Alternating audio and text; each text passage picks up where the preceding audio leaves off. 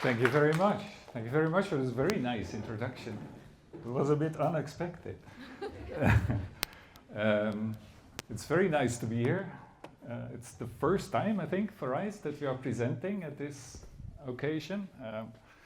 But it's really nice, and it's also on a subject that I like very much to talk about. Now that sort of may make you think that I also am an expert on this, but to be quite honest and to manage expectations a little bit, is the sustainable manufacture is something that came on my desk only 2 years ago. So it's quite new still, but I think it is extremely important and it is extremely interesting, and I really hope that I, at least myself, am learning with a quite steep learning curve, and I hope I can introduce you into that a little bit as well. Yes, I thought I had a whole hour for presenting, but that was not really true. So I really need to hurry up a little bit, and if I am exceeding my time, just give me a few signs that now it's time that you start finishing off this. I also had some pictures, slides about rice, because I wanted to tell you a little bit about that as well, but I think maybe I will just rush through these, and then I think the presentation will be available for everyone, and you can have another look at rice, or just go to ri.se, our homepage, and there we have a lot of information about rice. We're a Swedish research institute, that I maybe can say. And we are in Södertälje and in Stockholm. Closer by? I don't think so, right? And spread all over the country. Yes, so what do I want to talk to you about today? That is actually a project that we have from the European Union that we started 1.5 years ago. It's a really big project, and it's called pharmaceutical. And it is SSBD practices in pharmaceutical manufacturing. SSBD, safe and sustainable by design. This is about... Yes, SSBD, safe and sustainable by design. It works.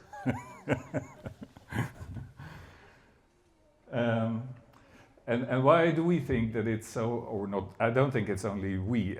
I think the sustainable pharmaceutical manufacture, in all the 15 years that I've been working in pharmaceutical industry, I think this came up only the last maybe 5 years or so, that people started talking about it a little bit. But nowadays, I think if you go to the big, at least I think every pharmaceutical company has sustainability in their vision, in their goals. If you go to AstraZeneca, for example, in Mölndal, the first thing that you will see is that they have sustainability targets. The whole sustainability is becoming quite a big thing, I think, in pharmaceutics. So it's not new. It's not coming. It's not coming with me, so to speak. It's been there a little bit. And why is that? I think there are a few things that drive that. One is there is coming a lot of regulation. There is a sort of overarching regulation that counts for everybody. There's also very specific chemical regulations nowadays. There are a lot of environmental regulations, and you just have to adapt to that, and then the sustainability comes in there. But it's not only the regulation. I think it's also the society that is asking for more sustainable pharmaceuticals, more sustainable drugs that you're buying. People are asking for it. And this is a little bit of a new question. People were not thinking about sustainability when you were talking about life science. Life science is about health, and that is more important than anything else, I think people were thinking, but not anymore, I think. Yes. This is about safe and sustainable, but I think I will skip that. So the pharmaceutical project that I was going to talk about, what is it? The aim of the project is to advance, I think I need my glasses and read it a little bit. is to advance sustainable practices in pharmaceutical manufacture of small molecules, biologics, entides, peptides and oligotides, as well as decontamination. It says decontamination of medtech devices. So medtech is coming in here as well. It is about implementation of technology that has been there for a while, but is not in the development phase. So what we are doing is we are increasing the technology readiness level of technologies that are already there, but we want to scale them up and introduce them into the manufacturing. It is also a little bit about standardizing sustainability assessment methods. And that maybe sounds a little bit complicated, but standardization of how you measure sustainability is extremely important, because if people are measuring in different ways, then it's really difficult to compare. And it's also really difficult to know whether something you're doing is actually an improvement or it's just a shifting of the burden to something else. The budget of this project, and that is of course why we like it as well, is quite big. So it's 45 million euros over a period of 6 years. And this is an EU project, and it is 50% financed by the European Union, and the other 50% is coming from the pharmaceutical industry. So all the pharmaceutical industry companies in Europe are very interested in this and are willing to invest half of the budget to the project. 6 years. Expected outcome, I think I said that already, is introducing new techniques into the manufacture. So this is just a quick picture of who is in there. RISE, we are actually quite a big partner. I think we have around 20% of the total budget working in this, and then there's other large research centers as well. Ghent University, CPI is in the UK, Centre for Process Intensification, I think it stands for. And RCPE is a process engineering, maybe. But they also look at process in pharmaceutical manufacturing. So it's a process development institute. And then you can see on the other side is many of the large industries in Europe that are involved in this project. So why do we think it is so important then? Well, pharmaceutical manufacture has actually a major environmental impact. And even though, when you look at the first column here, maybe this is something that you know already, but even though it seems like a small light blue thing in the first column, it's actually 5% of the total carbon dioxide footprint in the world is coming from pharmaceutical and medtech industry. And when you start thinking about that, then 5% is actually quite a lot. This includes transport, everything that we do, all food, all chemicals. And 5% of that is coming from the pharmaceutical industry. So it has enormous impact. And it has an impact not only on the carbon dioxide imprint, of course, it also has substances of concern that are being used as raw materials. It has an impact on the waste, the waste of the pharmaceuticals that end up in the toilet and end up in the environment, finally. It also has an impact on energy and water. There's a lot of energy use in manufacturing. If you look at the API emission factor in this slide, it says that for each kilo of API, you need between 50 and 1,000 kilos of carbon dioxide. So there's a carbon dioxide waste that is 50 to 1,000 times the mass of the API that you are producing.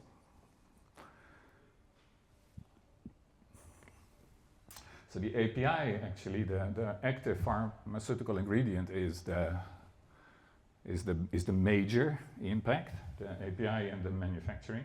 Of course, there are things like packaging and transport and excipients that also have an impact, but the main is on the drug itself.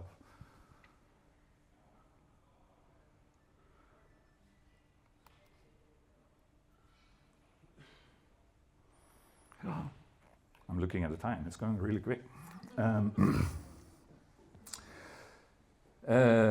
So what are the pillars of what are we doing? So this is not about reducing the imprint of the pharmaceutical manufacturing that is already established. So what we are trying to do is have an impact on the new ways or the new drugs that are being produced.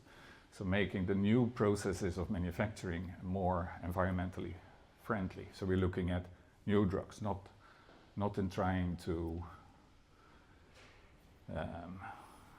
decrease the transport or decrease the waste of what is already there. And we do that by safe and sustainable by design integration. So you look at the process that you're going to introduce and see how you can make that process as environmentally friendly as possible. By first doing that in silico, so we are building a new synthetic route, for example, trying to have the less impact, and then you're measuring, and then we start to introduce it with new technology, and then we measure the total impact of it, safe and sustainable by design. And another thing in there, as I already mentioned, is the standardization of the sustainability assessment, so that everybody is actually measuring the same. I need to do this a little bit quick. Safe and sustainable from the start, designing for impact. Let me see, where am I? Here. And the thing here is, that is an interesting thing that I want to say, is that you cannot only look at the environmental impact when you're designing a new process, because if it is much more expensive, people are not going to use it. So it needs to be cost economic as well. If it is more expensive than what you're gaining, people probably not going to use it. So economics is very important. Control is important. The throughput is important. If you have a very nice process, but you cannot produce the amount of compound that you want to have, it's not going to work. So it actually, this safe and sustainable by design is not a very new thing. If you look at the paper about the select principles, I think it is, I can't read it because it's too small, but I think it's from 2002 or 3 or something, by the big pharmaceutical companies, introducing these type of select criteria, these sustainable, safe and sustainable by design thinking already. So that's what we do. This is just to give you a little bit of a sense, what are the things that we are actually looking for? So it is small molecules, it's biologics, it's decontamination. So small molecules, what we're looking for is, do the synthesis with raw materials that do not come from fossil, that do not have a fossil origin. And then, I'm not sure if you're very familiar with the chemistry, but most raw materials actually have a fossil origin that we are using today. So using bio-based raw materials is actually quite a new thing. Instead of using organic solvents, we try to use water. Instead of using catalysts that are substances of concern, we try to use light, for example, to trigger the reactions in the chemistry. For biologics, it's a little bit different. There it is energy and water. So these are cells that are being produced, and the water use and the energy use are the main concerns. So you want to make processes that are, process intensification is the word there. You want to make processes that are more effective. You make more molecules for the same amount of water. Yeah.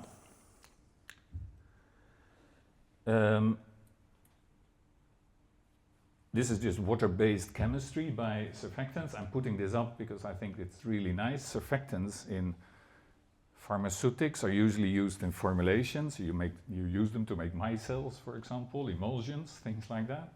Now we're also using them to do the chemical reactions. The micelles create the environment that the organic solvents otherwise have.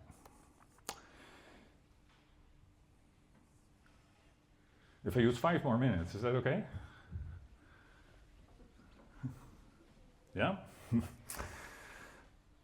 So I don't hurry too much. Let me see, where was I? The water-based chemistry, and then and this is just a picture to make you aware of what is really important in this project, and I think what is really important when you're introducing new technologies. This picture I was going to show you is the scale up. So things that you do in the lab is not necessarily the same as the thing that you do in a scale that is adaptable to commercialization. Then I show this picture instead. So you can see that there are a few things that you need to control when you're increasing the scale. And that is what we are going to do in this project as well. So we're going to use these new technologies and we're going to test them at a larger scale, and then we're going to measure what is happening. And do we still have the same control, and do we still have the same gains that we are hoping that we were getting?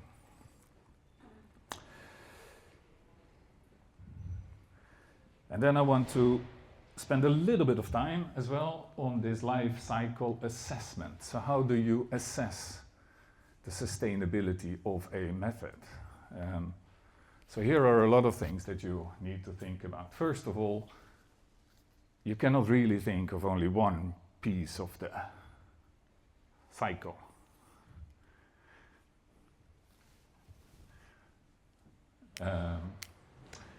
You need to go from the cradle to the gate, or an end-to-end evaluation. So you cannot only look at one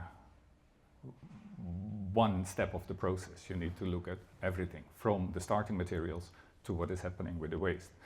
Otherwise, there is a risk that you are shifting the burden, we're saying. You think you're doing something better, but actually something else is happening, making it worse. And that is this slide saying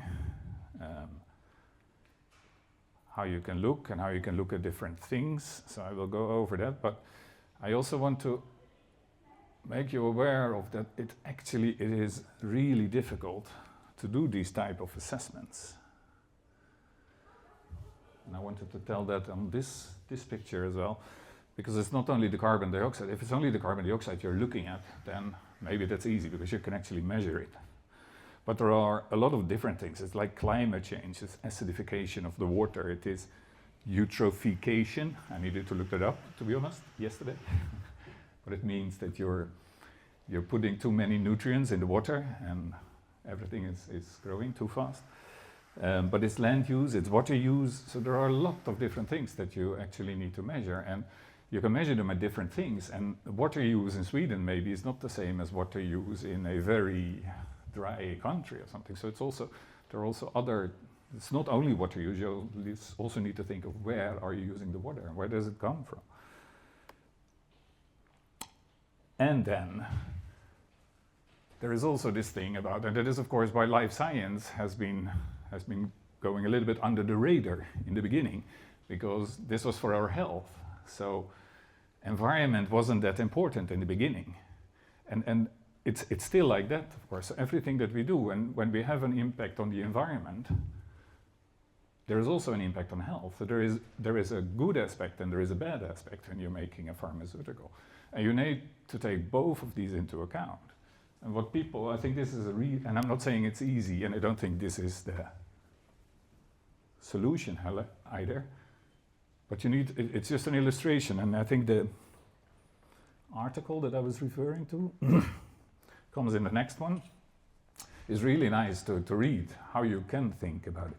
So there is a handprint, positive effects, and there is a footprint, negative effects.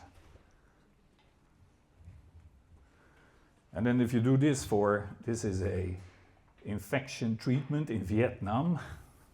So it's a bit of a very typical type of study, and people are looking at the environmental impact of making the API. And are expressing that in something they call disability-associated life years. So the number of life years that you lose because you have been producing this API. And then by doing that, you can see that there is a negative impact, but then of course there's also a positive impact. You're gaining life years because you're treating people against an infection. And then you can see that when you treat and you not treat, you decrease the disability-associated life years, so it's an improvement. And then if you put them together, you can see there's a positive effect and there's a negative effect. And in this case, maybe then one can think, this may be a good thing for us. So this has a positive outcome. If it would be the other way around, maybe you need to think, should we really do this?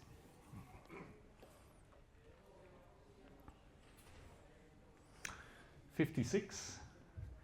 I was going to talk a little bit more about how difficult it is to do life cycle assessment, because there are so many things that you need to think about, and it's so easy to get numbers that are different. So if you compare one study to another, they've been looking in different ways, and therefore it's really difficult to compare. And if you have numbers you cannot compare, it's really difficult to do something about it. So this standardization and this understanding of what you're actually measuring is extremely important. But thinking of the time, I will just leave it with that, and then you can have a little bit of a closer look when you look at the cycles. I think I just want to finish off with the last slide that I was going to show you, what we hope we will achieve when we are 2030. When we're finishing the project, then we really hope that we have pharmaceutical manufacturing methods that are being implemented in the industry for the new drugs.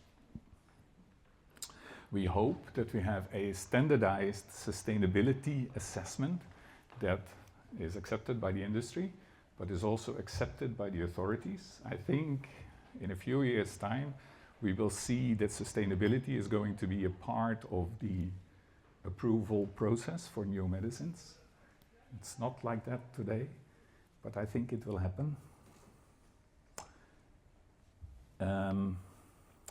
And the total impact that we hope is that we, of course, have sustainable development goals that are improving. And if you think this is interesting, then I can guide you to the website, pharmaco.eu, and there you will find a lot of facts, or send me an email. And with that, I thank you for your attention.